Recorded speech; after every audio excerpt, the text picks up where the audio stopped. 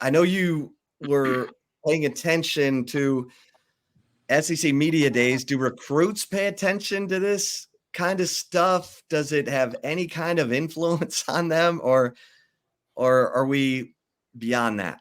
Yeah, I don't think it has a huge influence. I think guys are pretty, separated from that in terms of recruiting, unless unless the social media accounts make graphics or something out of what a coach says or what a player says. I'm sure they're following Twitter like everyone else is, but I don't think SEC Media Days is a major recruiting tool for these coaching staff. So yeah, it's been relatively quiet in terms of the recruiting front.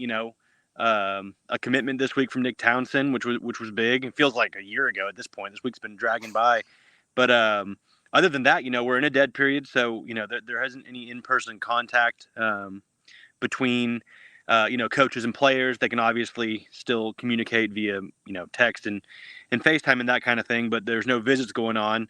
There's going to be a window open here next week for 7 days, and then it's going to go dead again in the month of August. So kind of that weird time in the summer where there's not a whole lot going on, but things are kind of starting to pick up. We've been seeing a lot of decisions being made, and there's some more coming in the month of August. So stuff's happening. It's just a little bit slower. This part of the summer. Well, tell us about Townsend and what you like about him, and what kind of impact. Yeah, he is. I talked to his head coach. You can watch his film. I mean, he's just a football player. He's rated as an athlete, and that's truly what he does at the high school level. Like, you watch his tape. He plays tight end. He plays linebacker. He's their deep snapper. His coach was telling me, if he wanted to play quarterback, he could probably go in and play quarterback if he's put his mind to it. So he's just a football player. He's willing to do whatever he needs to do to help the team. He'll play both sides of the ball, regardless of whether he's tired or not, or if he's going to be a tight end at the next level. He's still going to go play linebacker in high school. So I think you got to love that. He loves the game of football. He's willing to learn, and he's 6'4", 240 pounds, and he runs a 10.900. Like, you got to love that too. He's a really athletic kid.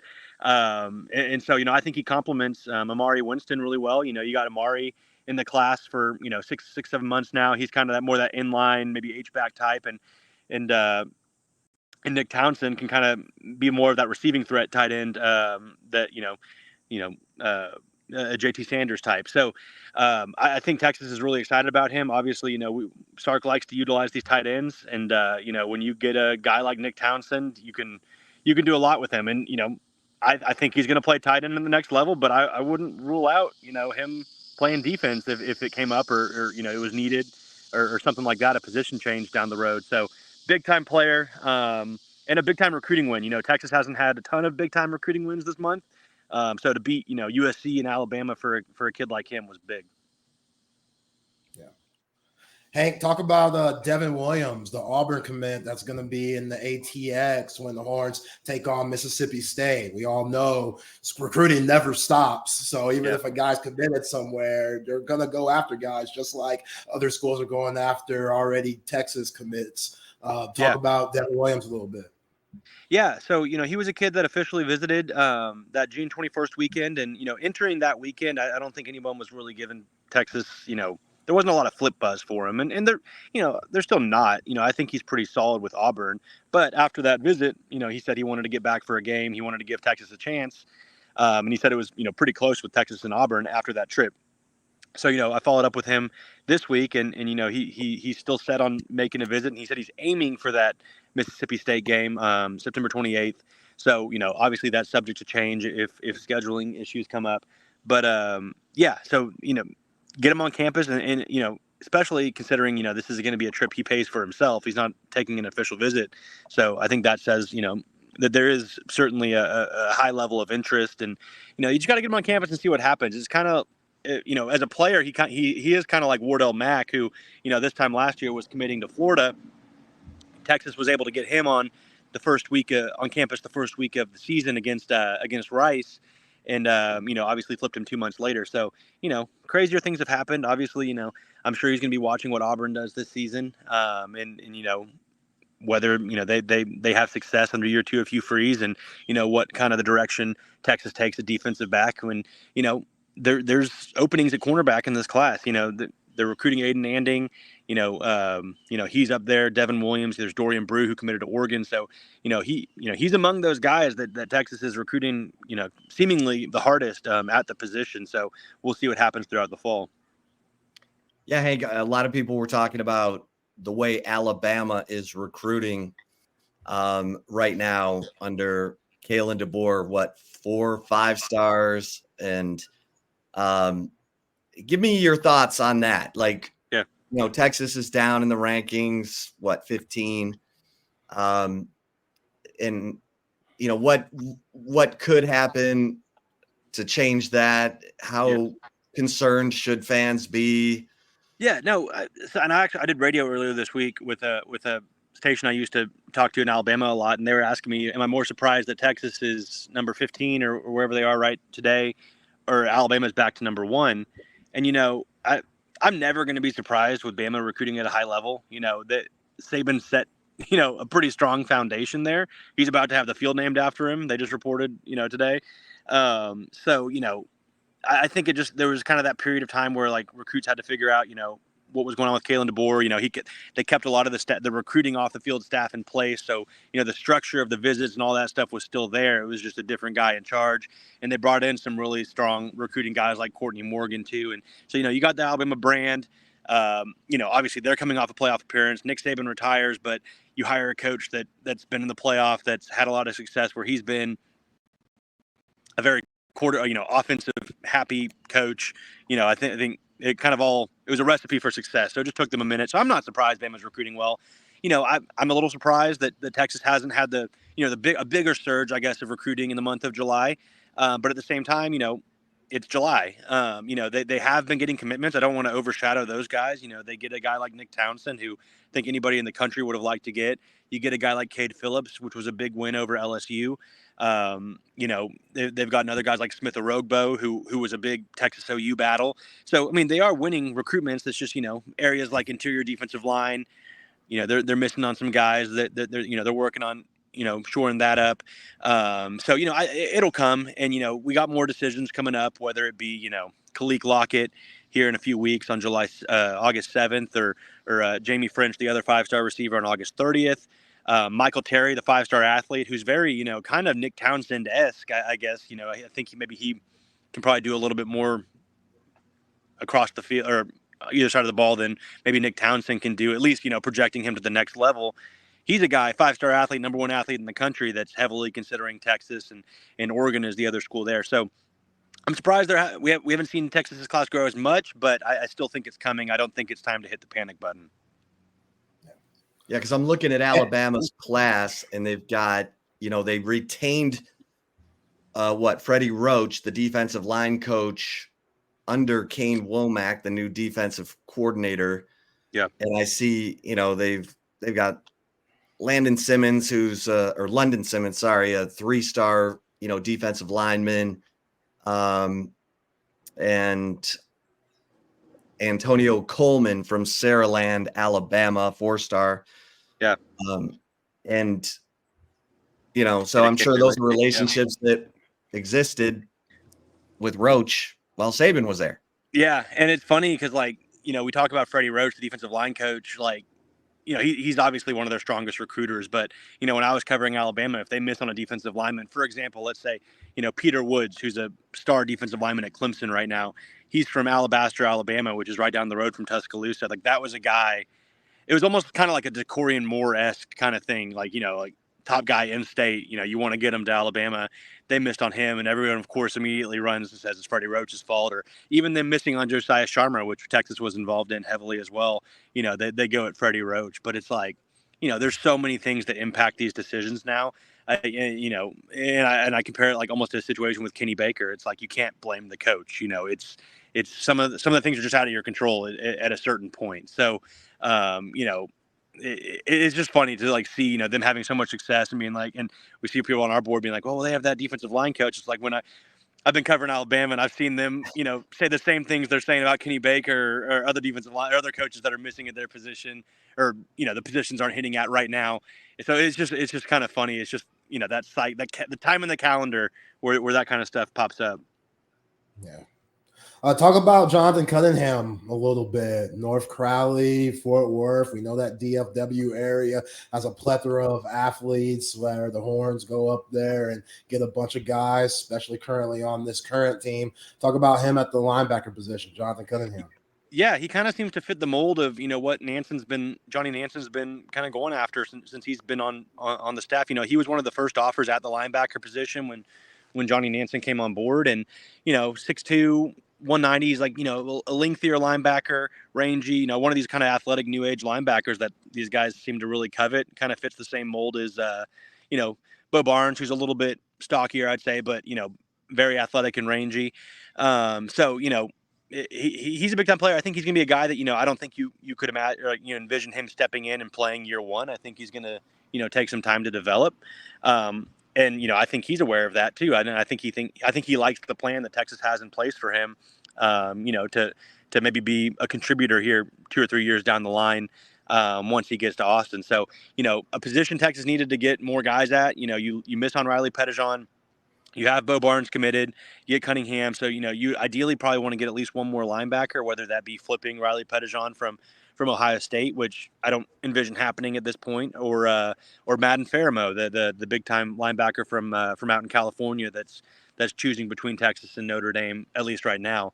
So, a big time get, a position of need. So, certainly a guy that, 2 or 3 years down the line could develop into something special.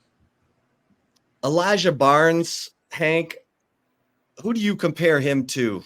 And what, how excited are you about Elijah Barnes? Yeah, I think, a Jalen Ford comp is probably closest with him. He's another guy that, 6'2", I don't have his measurements right in front of me. I think he's about 230, maybe 225. He's a bigger kid, but, a track kid too. He's got speed. Excuse me. He can move around that defense, and he can come down and pop you too.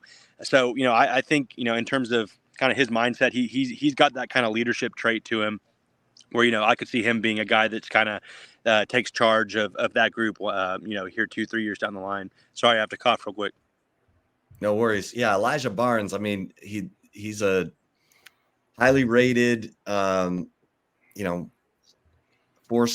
national 100, ranked 106 in the nation, and a guy who obviously is at a big position of need for Texas. Yeah.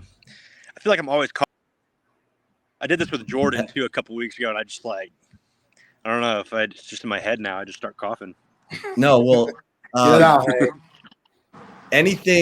Anything else, like you said, we're in a dead period, a little quiet. Anything else you're keeping an eye on? Yeah.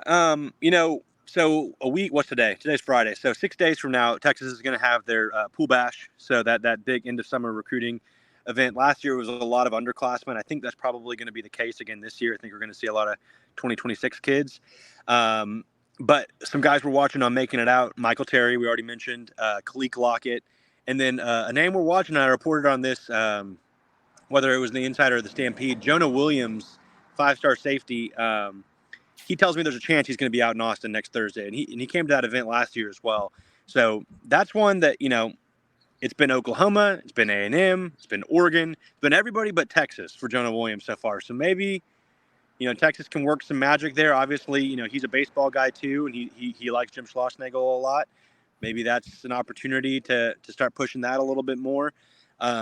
He's rated the number 1 linebacker in the country, but a guy that's going to play, at least, if he picks Texas, he's going to play safety at the next level, and that's where he wants to play as well. So we're going to be keeping an eye on him, whether he makes it out. We'll see if any other 2025 kids make it. But, yeah, so that's kind of the next big thing on the calendar. That'll be kind of the final hoorah of the summer in terms of Texas recruiting events. Then we'll, go into the season and, guys will visit for games. But it'll be kind of like the last big visitors weekend until, we get to that transfer portal window, in December. And, obviously, Georgia weekend is probably going to be a big visitors weekend But in terms of where coaches can really focus on recruiting this next week, and then that's kind of the last until later in the fall. I don't know how closely you were paying attention to SEC Media Days. Anything jump out at you, Hank? Yeah, I thought how forthcoming Sark was about his confidence in this team. I think he came out and said the deepest, most talented bunch he's had, and it's not a secret that they are. But I thought that was interesting to hear him say. He seems pretty excited about this group and confident in them. I'm trying to think anything else. That was kind of the thing that stuck out to me the most. I tuned in on a few other guys. Florida was kind of quietly the same day as Texas, but there's no buzz about Florida. And it's funny, we were talking about college football 25, like right when I came in, you guys were doing that giveaway. And I did a simulation of the season on Tuesday, I think. And it had Texas going 6-6, losing to Florida. And I saw multiple simulations of seasons where Florida was beating Texas. Like I saw our Florida guys on 24/7 did the same sim. Florida beat Texas in that simulation. They lost to Mississippi State. They lost to Kentucky. So 6-6. I was like, and I realized what I should have done, because I was going to do some content out of it. What I should have done is sim the whole season, and then gone back and forth. Gone to if they make the playoff, then go about it. But I did it game by game, thinking that okay, well they lost to Michigan. They're going to turn it around and still make the playoff. 6-6. So I was like, I'm not writing this. This is annoying. So, that makes me question the game. I'm not a this video game. I heard Zay talking. It is hard. It is very hard. I've been putting it on All American just to test myself, and I can't beat the computer on All American. It's tough. Yo, I had the fight of my life this morning with Colorado State, who put up 40-something points on my ass. It's wild. It's a hard game. I saw things on Reddit basically saying you have to go in and change the settings because interceptions are too easy for the defense. And I did when it first came out on Monday, I did I played Texas State against Texas just kind of get the cobwebs off, and they put up 34 points on me, and I'm like, what is happening? So man, but yeah. it's fun. It's just hard. Am I crazy, Hank? Alfred Collins isn't in the game, is he? He must have opted out, so I'd be curious to know why. I think he and Cam Williams, a couple of defensive linemen opted out. His name is something with a B in the game. So I don't understand the logic behind opting out. I mean, maybe there's a good reason behind it, but yeah, it was interesting that he wasn't in it. Yo, I'm sorry, Alfred Collins. I love you. Hope you have a great season. You ain't getting that Arch Manning money, brother. If I don't know why, I'm speculating here or why he opted out, but you need to be in the game, bro. Maybe he just there was a sign-up window where you got to put your name on it, and if you don't do it by a certain point, it's they can't do. I don't know. So I don't think Vernon Broughton's in the game either. Maybe. Okay, is he? There's another rotation defensive lineman that you would think was in it, is not. And then it's Silas Bolden is very fun to use in the game. He's a good one. Bond's obviously great. It's just funny because you do the sim and you go and look at who the players are. And it's Silas Bolden's playing the most. Bond, obviously, Matthew Golden, and Jonte Cook has 4 receptions on the season. They don't rotate it in. So it's kind of hard to, get a realistic idea of how it's going to go. They don't have they don't have Sark's brain, the algorithm for that. Right. No, not yet.